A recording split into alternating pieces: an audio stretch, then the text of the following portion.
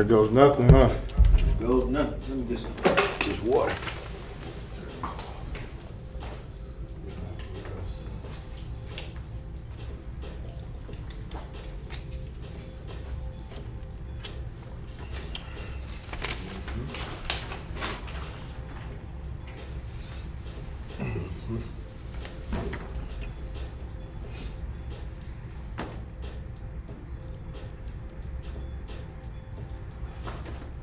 What, you got a remote? No, it's good. Record it on his pen too. Alright, just in case it's something separate, so it doesn't transcripts. Oh, okay. Maybe.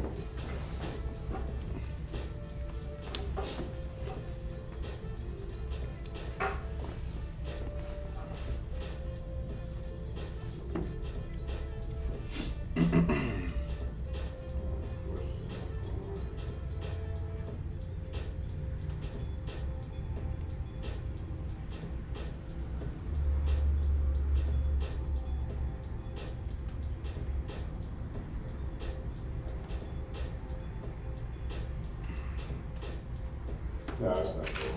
I gotta speak it again. Alright. So you want, how we gonna start this off, you think? Welcome to Theory Brotherhood. My name is James. Marcell.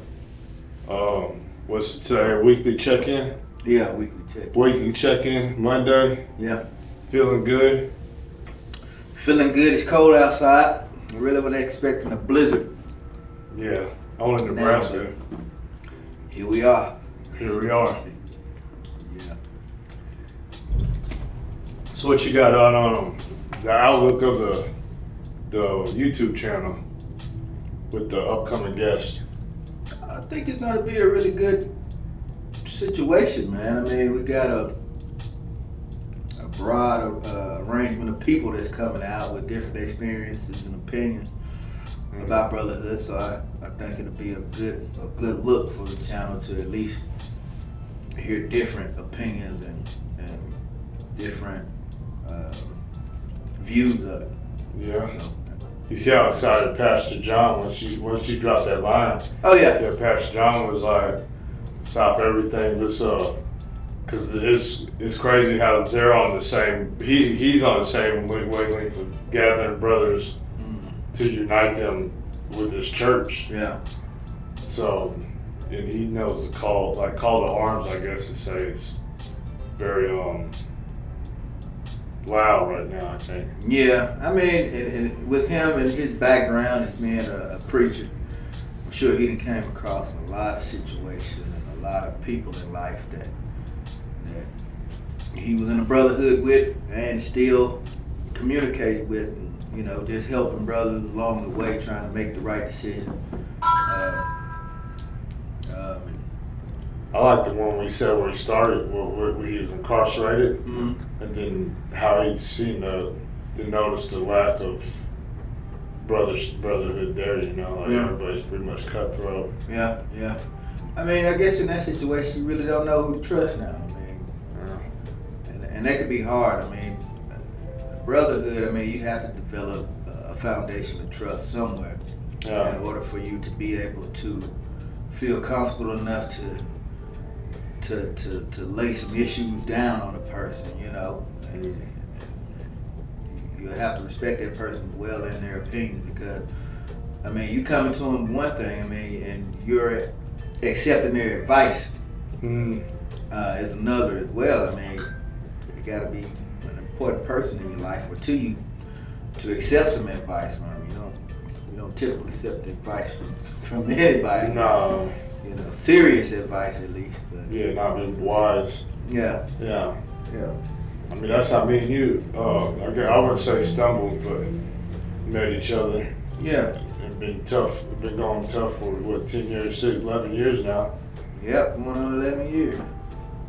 Yeah, that brotherhood's hard to find, Yeah, I mean, these days, especially the older you get, man, I mean, you lose people along the way. Not meaning that you still don't have that bond, but sometimes it's because you moved away and you're not able to see that person as often as you could. So now you can come across some other brothers that can fill the void. Someone that you have easy access to if something's going wrong, or you need to talk about something. Somebody can call up and y'all can talk over the phone, even meet up and just have a powwow. So I mean, that's a very important thing. I have a theory. What you think? You think you got a like a superpower? You think you can smell it out sometimes, like the how men operate? You know what I'm talking about? Like how they come in, like, and they sit in your chair, and just how they vibing. You think it's like a superpower because you're in tune to who you are as a man. I think you can almost see through my Superman kind of. Yeah, I mean, as for me and what I do as a barber, I have at least about 30 to 45 minutes with this guy in my chair, and at that point, man, you're in a relaxed state. I mean, you didn't pretty much cut yourself off from what's going on outside the door for at least 30, 40 minutes. Vulnerable, let your guard down. Yeah, you're vulnerable. You let your guard down. You're at a place where, I mean, we're one. We don't give a damn about titles. I mean, you're just a man when you walk in here looking for a haircut. But at that time, I mean, I feel like I didn't have some good conversations with some guys that, on the outside, they're rough and tough and sturdy with their armor. But man, once you sit them down and they're relaxed and, they're comfortable, man, you will see a whole nother person, And some of these guys, you wonder how they're able to keep the mask on. Yeah. To show up every day like that. At some point you would think that they'll break down, which they probably do, but it's not for the world to see. Yeah. And I guess that's where that brotherhood could come in. You could have a group of guys that you could sit around and talk to and really let your hair down and really let them see what's beyond the mask, what's behind the curtain. It's almost like a therapy session they're paying for, like you said, like 30 minutes, 45 minutes. Yeah. Some come every week. Yeah. Some come every week, some come every bi-weekly. I've seen some stop in and just sit down and talk and then just how everybody's doing and leave. Yeah. Some people come in, sit down, join the conversation. Yeah. Add to a conversation, start a new conversation, man, And these are things that run through men's minds on a daily basis. Yeah. I mean, they won't feel comfortable sharing with their wife or whoever else. Yeah, do that work, they can't, like, just by the way he carries himself, or you wouldn't seek no advice or anything he has to offer, so really there's nothing to gain from that, really. Yeah, it's not. But, I don't know, man, it's just interesting, man, how I guess we've been taught to think men should be like this. This is how he should act, or it starts as a kid, your son fall, you tell him to get up, ain't nothing wrong with you, man, tough it out. Man, you don't know what type of damage that does to a kid now, thinking back. You have a kid that's afraid to show his emotions now. Yeah. Or be emotional. Yeah, overreacting. Overreacting because now they're thinking that you may look at them as being a weaker vessel or something. So you gotta be loud and proud. You gotta be loud and proud. But I think the key is to not shun them for showing emotion. I think the key is to show them how to show emotion or when to show emotion. Everything doesn't take all falling out. No. I mean, you should be able to channel emotion, know when to turn it on and off.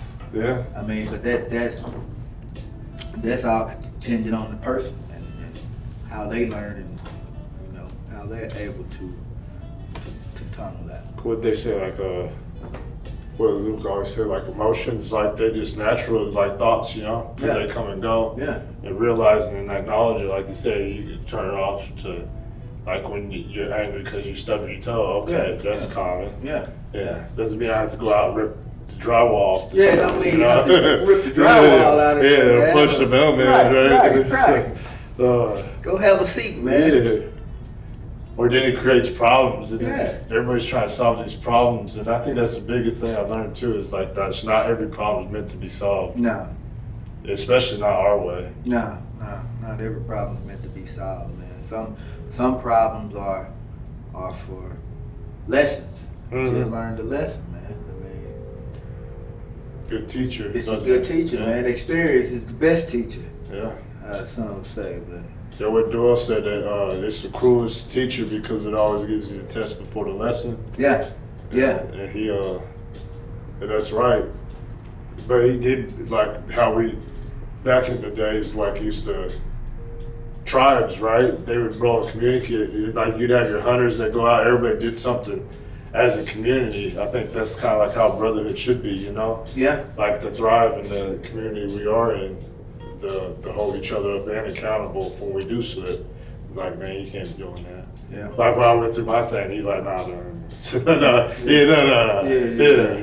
But see, I listen though because I respect your opinion. Yeah.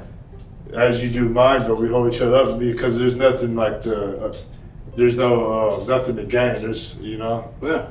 except the companionship and it's not people frown on the word, but intimacy, right? Like the connection that we have as human beings, is lost because it's like that's like softness. Yeah. Yeah.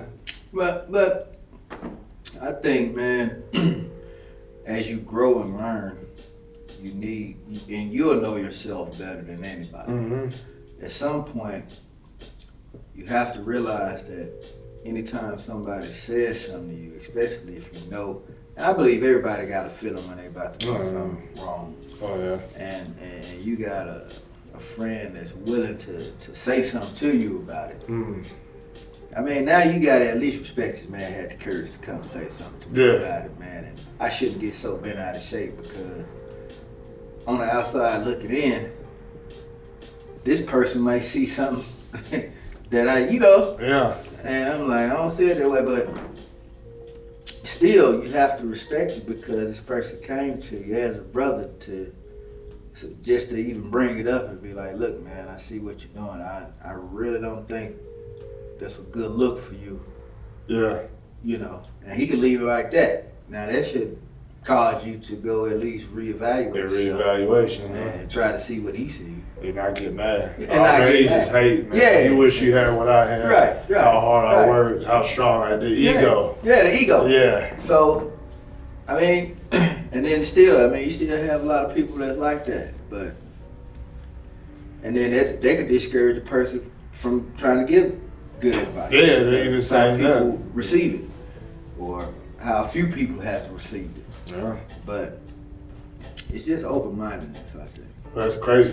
They said when I went through that, Luke mentioned something about like I said, I find it easier to work in groups at school with women than men because by the time men get done measuring their ego, who's who, the work hasn't been done yet. Like you're still sitting there, and goat ran away while you're sitting there arguing who's holding the spear. Right. But women Yeah, the women will get right to it, man. Yeah. They'll go ahead and designate the roles.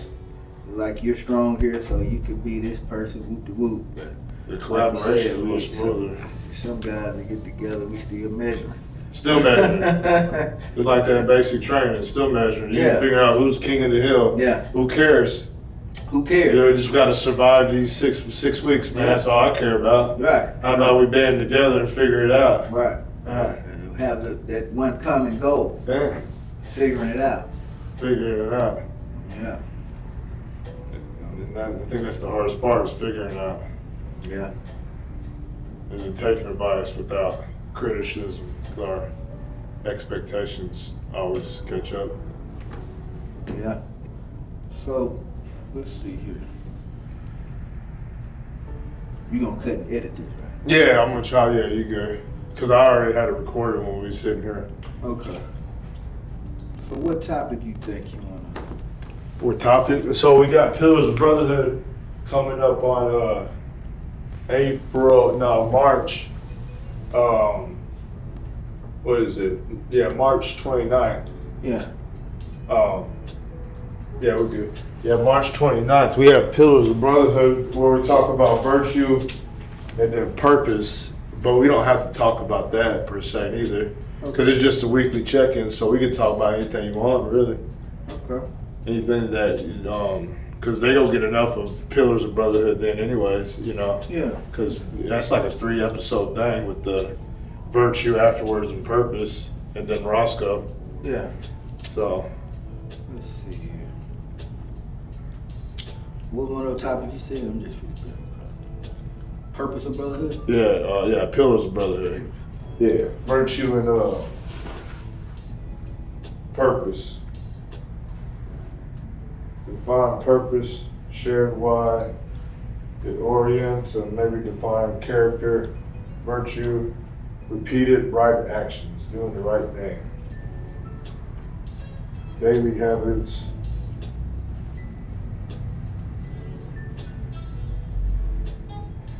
"15-minute ritual."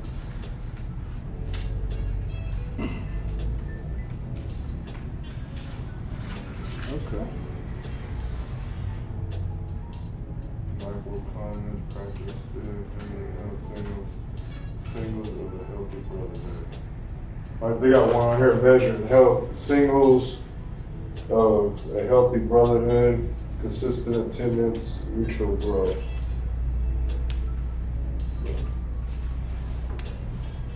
What you got? Anything good?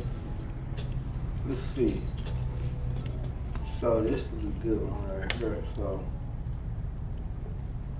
we also need to probably talk about some boundaries that could protect brotherhood from turning into codependency. Yeah. Or toxic loyalty. Toxic loyalty. Like one against another, or somebody has more value than others. Yeah, I wonder what toxic loyalty would be. When you say that, just in my thing, I think like toxic loyalty would be like, so I'm loyal to you, so no matter what anybody else say, they could be not even validated or heard from me, from my point of view. But I don't know if that's it. What's the guy on there? Toxic loyalty is when you will support somebody when they're wrong. So the toxic loyalty is when someone stays loyal to a person, group, or friendship, even when the behavior is harmful, dishonest, or destructive. It's loyalty that has lost its wisdom and boundaries. Yeah. That's almost like I wouldn't say banishment, but toxic loyalty. So it's the cost of your values. It'll compromise your integrity. And it's almost like not even not saying nothing, like knowing like I'm gonna go out there and X, Y, and Z to this dude or this thing, and you don't say nothing, then you're probably you're contributing to the toxic masculinity or loyalty. Driving the car. Yeah, getaway driver. Yeah. But yeah. So toxic loyalty is I'm with you, whatever you decide to do, good or bad. I'm 110%. Mm-hmm. And like you said, with doing that, now you can compromise your own integrity. Yeah, your own values, virtue out the window. Yeah, your own values and virtues are out of the window just to stay loyal to this person. Without no rational thinking. Without no rational thinking. And that's kind of dangerous too, because if you don't set no boundaries, how do you know this person won't cross you out? Yeah. So you have to have boundaries in order for that type of brotherhood to work. Because now, with that toxic loyalty, you didn't dismiss the whole accountability thing. Mm-hmm. Because, I mean, how can you hold somebody accountable for wrongdoing if you doing the same thing just because it's something they want to do? Yeah, just to appease them. You ain't even telling them to pump the brakes. At all. You know what I mean? So yeah, so you did totally dismiss accountability. Yeah, boundaries is good. Yeah. You didn't know them before And you no get boundaries. there. Yeah. Cause then once you start to set boundaries, now you know how far you'll go with it. I mean, I'm with you 110%, man. But if it's gonna cause us to go to jail, man, or I can't you're gonna do something dumb, come on now. I mean, should I even be in your life at this point? I mean, I ain't trying to stop you from doing that. Yeah, or throw you out in the cold, right? Because then what? That's crazy. Oh, you betrayed me, you left me hanging. Yeah. Like, but you can't go along with the toxic loyalty, then you just the getaway driver. Yeah, you the getaway driver. No matter what, even if it's something simple that crosses your boundaries and your values. Yeah. And we all going to jail. Yeah. That's that what's they call that? They said if he did the crime but you was with him, you was accessory. Accessory. Yeah. He's accessory to the fact. So I mean, you were an accessory, so you had the time or a chance to tell this person, hey man, I don't think you should do that. But you chose to keep quiet. See, that's where that brotherhood comes in. Because, like, if the brothers know, if I know that, I'm not even going to bring that, like, if I know that crosses your boundaries, to put you in that situation too, though, then I don't think that's like, then that's when we talk about, like genuine brotherhood, right? Yeah. Because a brother wouldn't do that. No. Because it's all about holding each other up. Yeah. I mean, and then in the brotherhood, you have to trust that person, man. Hopefully you done vetted that person or got to know that person enough that you know he ain't on no. Mm-hmm. And he ain't fixing to tell you no falsehoods. No, shouldn't. It's supposed to be all truth. All truth. I mean, whether I like it or not, I mean, I expect you to say something to me, I mean, if you feel like I'm, going too far left. And you can be honest and truthful in every moment, but like who that one guy said, like you can be truthful, but there's moments to be truthful and moments not to, like in front of everybody. Yeah. To me to come up and be like this, that, and that, and just throw all out there. Yeah. Instead of just waiting till like the next day or to step aside. Right. Yeah. That's that. Call me into the back room and let me know what's going on. That's exactly it. Not in front of everybody. Yeah, because like you said, man, some people, even though we here, you don't know how this person may feel being confronted in front of other people. Yeah. May be embarrassing to them. Yeah. So in order to avoid that, pull them to the side and tell them what you got to tell them. And then regression, because like some of these guys that are looking for brotherhood, I guess they're coming from like a false sense of brotherhood when they, like people just to say re-entry guys. Yeah.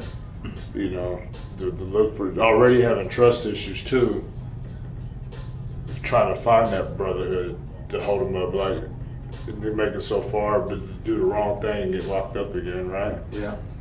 And that's the brotherhood. Like I don't get that. Yeah. So that's why I think it's important, like that. Not that we change the whole thing of brotherhood, but change what brotherhood means. I think, right? The verb, make it like a meaningful word instead of throwing around about like love. People use love a lot too lately. Yeah. I noticed too. Yeah, they throw that word. Water it down. Honestly. Yeah. Yeah, they do. And now it almost made me think. I guess it's categories of love. I guess I don't know. Yeah. Stages of love. I don't know. To me, love, like if I got love for you, you like that's a lot to me. Yeah. Yeah, I feel the same way, man. If I got some love for you. But there, like I said, there's categories of love, like circles, right? Categories. You belong in this circle. Yeah. In this circle. I mean, it's kind of hard to.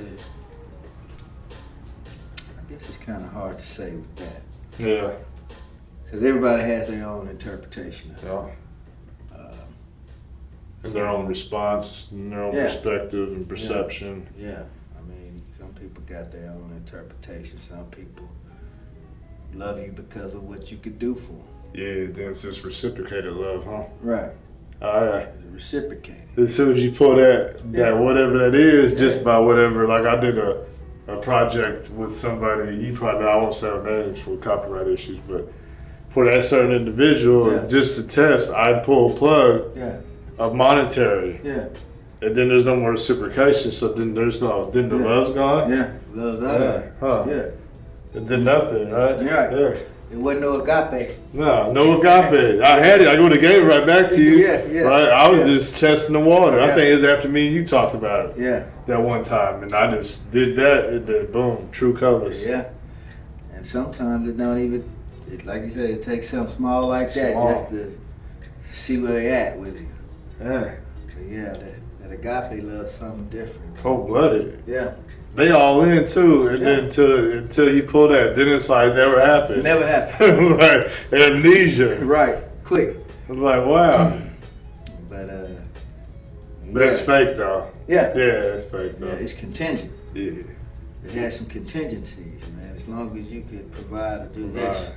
But then it's not their fault really, because then they're in survival mode, right? So then they're trying to survive through the situation, and then, I mean, like you said, it's probably how they was raised.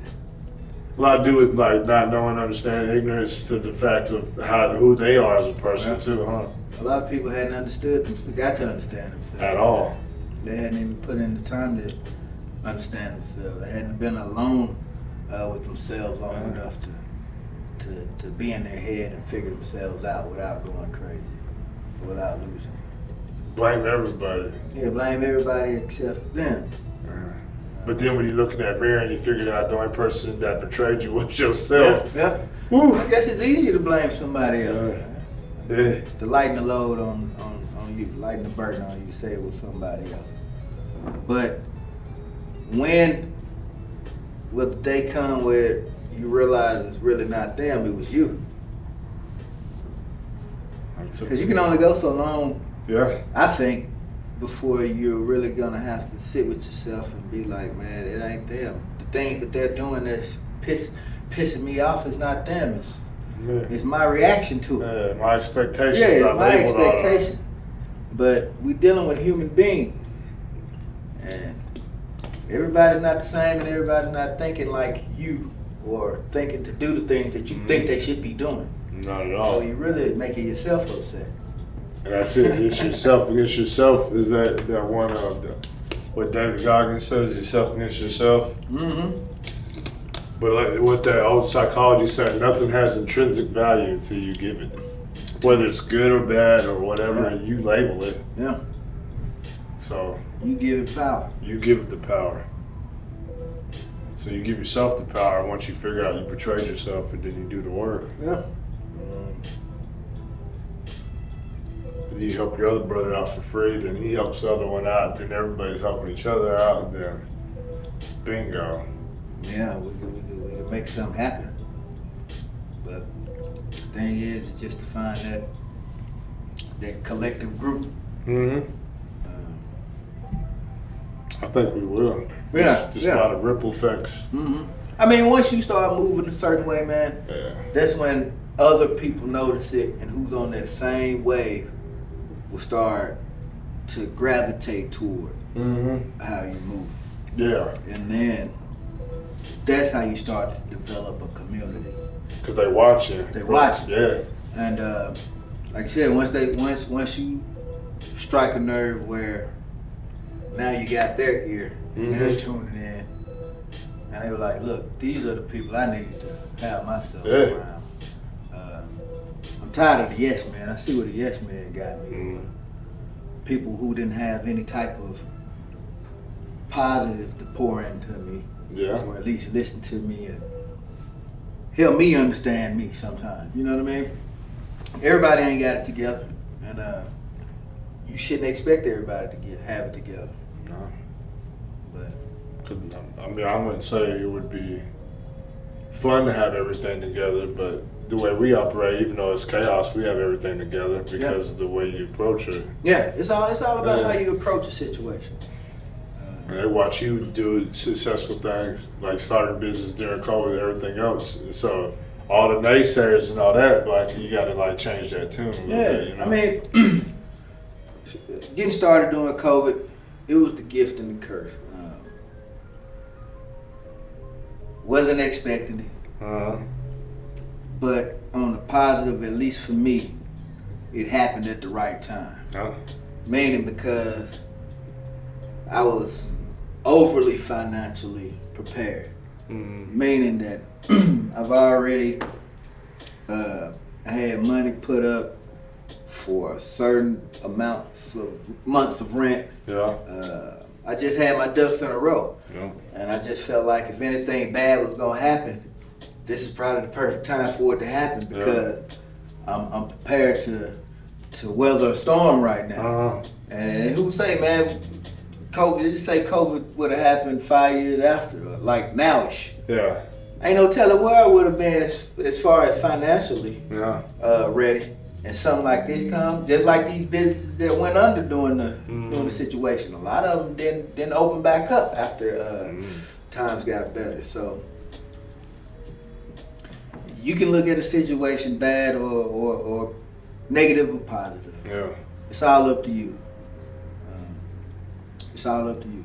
I think that like when that gets going though, it's a good example for men and all that to when they follow the examples, like the proofs in the pudding, you know, the ink's on the wall or whatever. Because you done showed by good example, good leadership. Even when times are hard, this is who you are. So it's consistency and showing up for yourself and then for your family. People notice that. Like everybody that comes in here, like like what Luke was saying too, he'll talk about, but you can only fake it for so long. Because it's so hard to fake, right? And then sooner or later someone gonna give. But decades, almost 2 decades, I mean, I know 15 years, so, I mean, like you said, you just gotta, if you was faking it, there's no way it would last. Sooner or later it was gonna show itself, man. I mean, you can look at that as being health. Man, you can only fake like you're eating right, working out, doing that for so long, man. You could be at the gym, getting right, buff, all that, man, but if your diet's not right, right, sooner or later, everything else is gonna fail. You can't just keep eating crap and drinking sodas and getting drunk and doing whatever and then expect to have this perfect physique. After a while, it'll be like that for 5, 10, 15 years, but eventually it's gonna catch up with you and you're like, man, I thought you was in impeccable shape, man. What were you doing? Man, I wasn't consuming the right stuff, man. It finally got to me and now there's nothing I can really just do about it. I mean, I'm too far gone, but if I would have did it right as I was going along and it would have been real. Real. Right now I probably would have still been, but since it wasn't, it didn't last. Here's are the results, and it didn't last. Like almost identity, that's who you are, you know? That's who you want to be. Like what Tony Robbins said, like people that count, I'm not saying like all, but people that count down, like today's like day 34, I quit drinking. But you're counting down to what? So you do it again? Right. So I never really counted, even though it's like 5 years or whatever sober, but it's your identity and how you walk. It is. No matter if it's that or anything else you do, if you walk with it, like the Bible says, like what do you say that those who does think it, it becomes. Sure as a man thinketh he is. So, pray like you got it. I'm like you, man. I don't think I just need no countdown. Once you done sat with yourself and be like, this is what I'm gonna do. Just gonna do it. Let's get to it. Let's get to it. So, I mean, if it works for people, it works for people. For me personally, man, I flip-flop the thought and I come to the conclusion. And once I come to the conclusion, I'm just going through with it. almost like a 3-second rule. They said like you got 3 seconds to do it. Yeah. If you're not gonna do it in those 3 seconds, then you ain't gonna do it. Yeah. Yeah, I mean, I admire a lot of people that's able to cold turkey stuff, man. Mm-hmm. That shows a lot of power, man.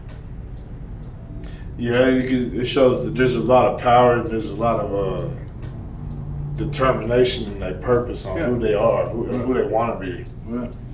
Because that does take a lot. Yeah, it takes a lot of courage to just wake up one morning and say, I'm done drinking. Mm-hmm. Or I'm done hanging out with Taco. I'm done with this relationship. Yeah. That's even hard. You know, it's like, I know people in abusive relationships that go back all the time, but just to wake up and say, I'm done today. Yeah. Because that's not who I am. Yeah. Yeah. I'm going to stand up for myself. And then you got to like what you see in the mirror. Yeah. You got to look in the mirror. I knew a person that didn't have a mirror at all in their house. It took them almost 20 years, they said, before they put a mirror in the house because they didn't like what they seen because what they've done. I guess it took them that long. Wow, that was deep. Yeah, but your support team though, right? Yeah. Who you surround yourself. Yeah. Wow. If y'all aiming and achieving and aiming high every time, even though you're like they said, missing your mark, but you aim high, then you're I mean, you falling somewhere within range. Yeah. Closer though. Closer. Yeah. And closer. Yeah. Tighten up your group. Yeah. Yeah. Yeah. Same target, just adjust your aim. Game over. Game over. Yeah. And then you get the other group, and then the next, and the next, and then you teach them the game. And yep. You probably can save somebody else some time. Yeah. Somebody else's life. So. Or help somebody find some purpose. Purpose, man. That's what you need. I believe that's what we all search for, man, after a while. Purpose. Yeah. That's what it's going to boil down to at some point. As a man, and like I said, man, I've talked to plenty of men. I mean, they get to a point, men have menopause. Mm-hmm. They call it midlife crisis. Mm-hmm. But that's that time in the life where you'll start to question yourself. Mm-hmm. Like, what is my purpose? What am I actually here for? Am I enough? Yeah. I don't think women understand the men that ask those same questions themselves. You know, women always